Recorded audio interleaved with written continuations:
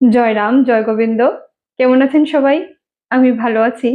আমি বেশ কিছুদিন হলো শ্রী শ্রী ঠাকুরের কোনো লীলা প্রসঙ্গ আলোচনা করতে পারিনি। আর এটা হলো আমার দুর্ভাগ্য। আজ আমি আপনাদের শ্রী শ্রী ঠাকুরের একটি ছোট্ট লীলা কাহিনী শোনাই।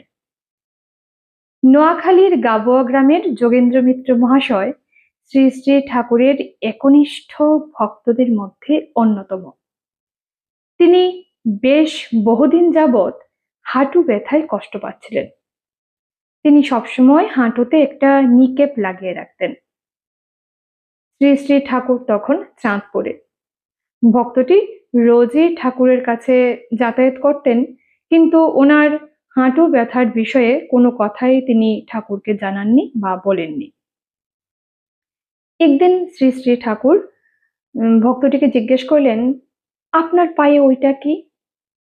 ওইটা আমাকে দিবে? ভদ্রলোক অত্যন্ত লজ্জিত হয়ে ঠাকুরকে বললেন, এটা আপনাকে কেন দেব?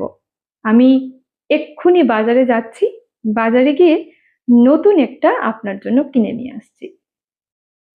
করুণাময় ঠাকুর হেসে বললেন, না না, ওইটাই আমাকে দেন, ওইটা আমার খুব পছন্দ হয়েছে। ঠাকুরের জেদ দেখে অন্যান্য ভক্তরা বললেন, ঠাকুর যখন চাইছেন ওইটাই দিন না। ভদ্রলোক অত্যন্ত লজ্জিত হয়ে অপরাধীর মতো তিনি ওনার পা থেকে নিকেপটি খুলে শ্রী শ্রী ঠাকুরের হাতে দিলেন।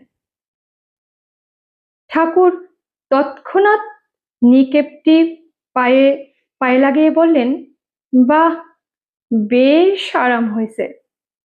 আমার পায়েও ব্যথা আছে কিনা, এইটা লাগাইলে খুব আরাম হইব।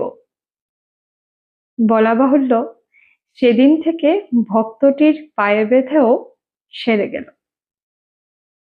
জয় রাম, জয় গোবিন্দ।